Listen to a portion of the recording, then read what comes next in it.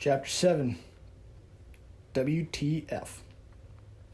What the fuck? I shouted as we tumbled through the back door. The light from inside blinked through the hole where the gunman's bullet had punched through, where my skull had been just seconds before, and I rolled away from the door. Evette kicked out one heeled foot, slamming the door shut, and waited a long second. I scrambled up and helped her brace the door. Almost immediately, I felt the third gunman's weight slam into the other side. Evette stood back and pointed the gun at me. I put my hands up. "Move, idiot!" she yelled. I did as I was told and dodged to one side as she fired a trio of shots through the door. "Would you stop that?" I yelled, holding my ears. No one ever tells you that in real life, handguns are loud as hell. I've never heard artillery or anything, but that little automatic that Evette was using may as well have been a damn cannon for as loud as it was. My ears were ringing loudly, so I barely heard her when she asked me, "Where's the car?" Just around the corner, I pointed to the other end of the street. She grabbed me by the arm and pulled me down the alley. We weren't far at all, to my relief. "Let's go." She pulled her phone from her purse, punched a key, and held it to her ear, dropping her gun into her purse. For once, she didn't speak in French. "Yes, we need to leave now. They're here. Have the plane ready by the time we get there." "What?" "He's fine." I'm great, considering that was my first gunfight. The third gunman didn't follow us out into the alley, so I guessed he was probably down, bleeding out behind the door. The thought of which was causing me to have a minor coronary event. Needless to say, my heart was pounding and adrenaline was doing a fine job of making me feel invincible now. Evette ignored me and put the phone away as we ran up to Katie. I fumbled with the keys for a moment. My nerves were having trouble keeping up with my heart rate. I got in the driver's seat, started her up, and smoked the living shit out of the tires as we pulled out of the parking space. "Get us to the airfield as fast as you can." My adrenaline did most of the thinking. I remember screaming through traffic, nearly hitting almost a dozen other cars, and at one point I may have even pissed myself a little from excitement, terror, or both. I can't say for sure.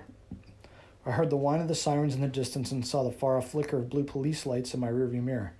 And that's when the shock started taking effect. Although, since I've never been in shock before, I doubt my diagnosis was correct. Holy shit, what am I doing? What did you do?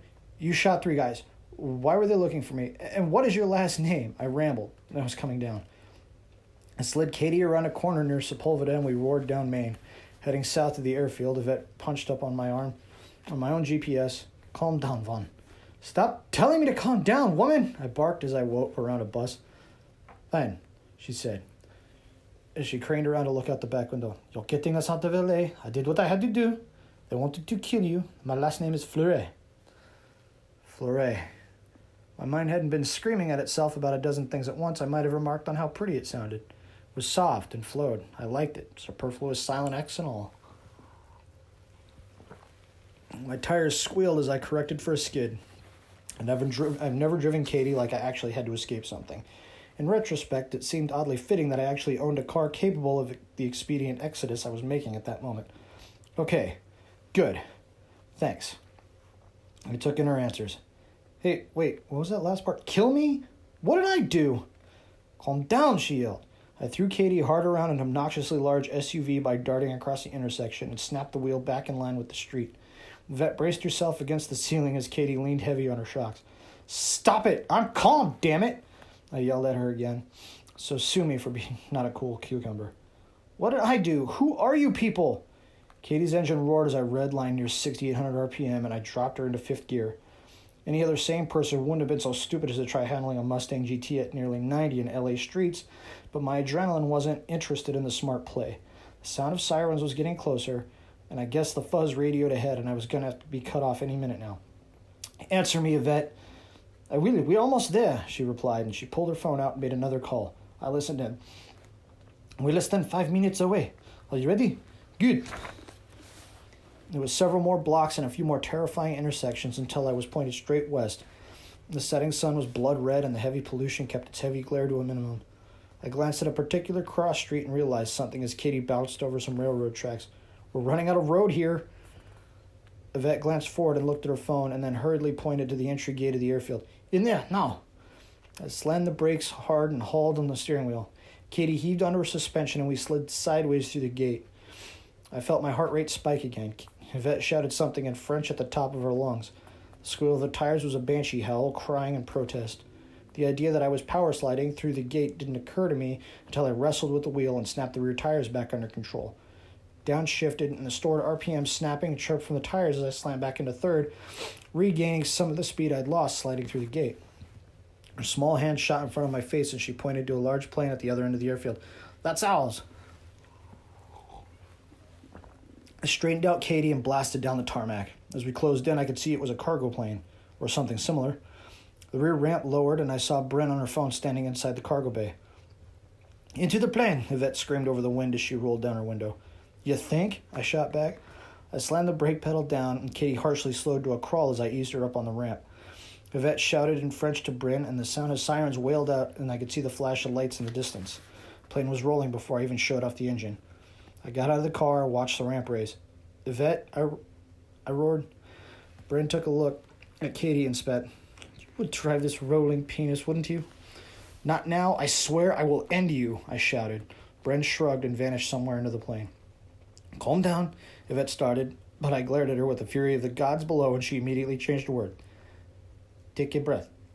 I did. It felt great. I wiped my forehead, looked at Katie. "Evette, what's going on?" She walked around Katie and stood in front of me. Her blue eyes looked right through me. Put her hands on my shoulders and spoke very slowly. "You just saved us." I still haven't figured out why, but when she said that, I just kind of melted. My heart slowed and my breath returned, and I smiled. I forgot I was upset. How did she do it? The sound of the engines entered the cabin, and I felt us roll down the runway. Evette turned and walked to the small stairway into the upper deck of the airplane. I followed her. The upper deck of the plane was like the one we flew in on. Leather seats, soft lighting, plenty of legroom. There was a small bar on one side of the cabin and a series of monitors along the other side. It reminded me of a tiny lounge. Evette walked behind the bar, and I sat at one of the stools. She poured herself a glass of white wine, and for once I wasn't offered anything to drink. "I'm sorry about that," she said. "Okay. Why?" I asked. "We were hoping to avoid something like this from happening," she said, taking a slow sip of her wine. "And that would be?" I probed. "One, we haven't been forthcoming, have we?" she asked me. "Like we say in the States." "Duh," I answered. She frowned at this. "Well, it's not really my fault." "Only because you kept dodging my questions and knocking me out." "In the full breadth of what we are involved in, I don't even know," she started. "You and I work for a shell company called Pantheon Productions." "No, so it does have a name," I said to myself. She continued, The men that came for you are not good people." "Well, thanks for telling me that the men who shot up my favorite burger joint, as well as the hot waitress I had legitimately designs on sleeping with, are not, in fact, good people. I'm sure I couldn't have come to that conclusion without you," I commented. Evette took another long sip of her wine. "Good point." "So who were they?" I pressed. "Who's who?" Darius interrupted as he sat at the bar next to me. Evette looked over at him. "The Illuminati?" "Oh, them," he said. "Hand me a beer." "Oh, them." He said it just like that. His tone told me everything I didn't want to hear and nothing I did. She pulled a bottle of beer from behind the bar. I didn't recognize the label, but a beer sounded divine. "Yeah, I'll have one too." I grabbed the bottle and looked at the label, which was written in German or Dutch or Norwegian. I couldn't tell. I popped the cap by the tried-and-true method of placing it on the edge of the rim of the counter and smacking it downward. The satisfying pop of the seal breaking hit my ears, and I raised an eyebrow and asked skeptically, "Do you mean the legendary Illuminati that supposedly runs the world through all manner of secretive shadow work?" "The name is the same, but we don't know if they really are who they say they are," Evette said. "Personally, I think it's some corporate goon squad using the name to scare us," Darius added. I took a big gulp of beer and mulled it over. While the beer was fantastic, it wasn't what was on my mind. "So you really don't know who they are?" "We know who they are, not their goals or agenda," she said. "We encountered them directly about 6 months ago. They started abducting our potential assets before we could get to them. We did a little investigating, and it's very likely they've been around for a long time, and they've just kept really quiet." "And no one ever sees these people they grab ever again?" I asked. "Not so far," Darius told me. I was speechless. Second time in as many days.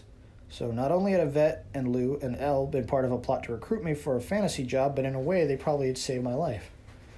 And I doubted those three guys needed to shoot up Thunderburger just to kidnap me, which really just left one other question.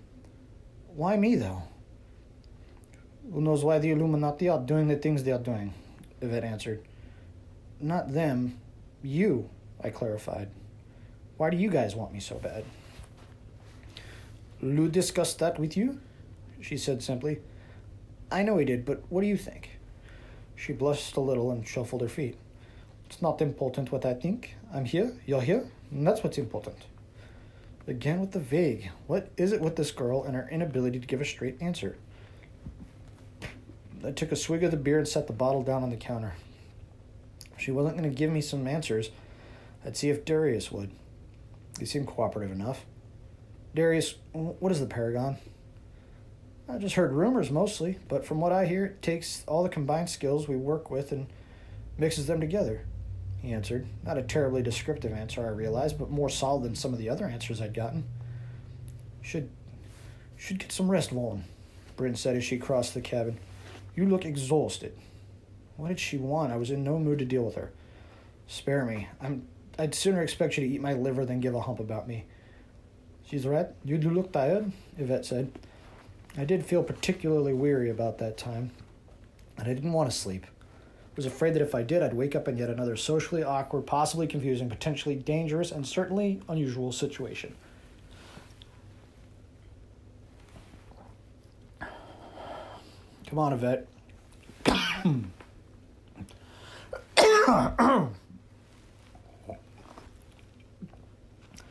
Come on, Evette. I'm not a child. Talk to me. I can't do whatever it is I'm supposed to do if you keep leading me around by the nose in the dark, I argued. She finished her wine and set the glass aside. Vaughn, I don't want to overstep my bounds. Elle said you're here to see to any needs I have. Right now, I need a friend. She almost smiled, but then her face went to solid concern suddenly. And the doctor, apparently? She came around the bar in a rush and grabbed my shoulder, which, thanks to the power of adrenaline and the whole car chase thing, I had forgotten about the graze I'd taken back at the diner. She squeezed the upper part of my deltoid where the blood was starting to coagulate into a crimson crevice across the muscle, and I felt pain spike through my entire arm. Ow! You need stitches and painkiller, she said. I looked at my arm and saw my blood sheathed it to above the elbow. Funny how it didn't really hurt that much at the time. Evette walked to the back of the cabin and talked with a flight attendant who handed her her first aid kit. You know how to stitch up a wound too, I asked. Well, not exactly, but I'll do my best. She sat down on the stool next to me and pivoted me on mine so she could get a better look at my wound. I can't watch, Darius whined. I don't even like horror movies. Sissy. I smiled a little and left the bar.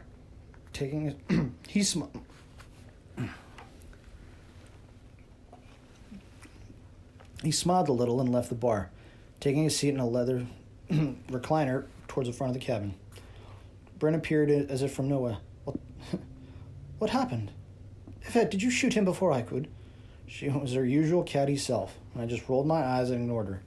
Evette pulled a syringe from the first aid kit. It was a rather large needle. What's that for? Please tell me it's for a mercy kill, Bryn said as she walked by. I smacked my hand on the counter out of frustration as Evette jabbed me with the needle. Don't you have anything better to do than mince around and act the douche? Bryn sighed, and a devilish smirk hit her face. I certainly do, but you are just so easy to rile. I stood up, looked right at her, and I felt my eyelids grow heavy. Son of a bitch. I pointed at Bryn. I hope you die of some horrible wasting disease slowly rotting from the crotch outward. My eyelids grew heavier still, and I had more to say before I was out again. And another thing. That was all I managed before, once again, I was tranked into unconsciousness. I was beginning to feel a lot like one of those characters on the missing episode of The Island, where they just keep drugging you whenever you're about to have a meaningful discussion. But I had been shot, so maybe it was easy for Evette to knock me out. And I've had stitches before, so I doubted that was really it. So to sum up, I've been punched out, kidnapped, drugged, flown across the world, given a job that borders on the incredible, gained a fake girlfriend/personal assistant, drugged again, flown back across the world, got into a gunfight, shot, gotten into a high-speed escape, and now drugged again. Not bad for a weekend. Really, what else could happen? I think I pretty much covered my bases as far as ridiculous, daring, danger, and adventure. Maybe next weekend I can go volcano surfing like I always wanted.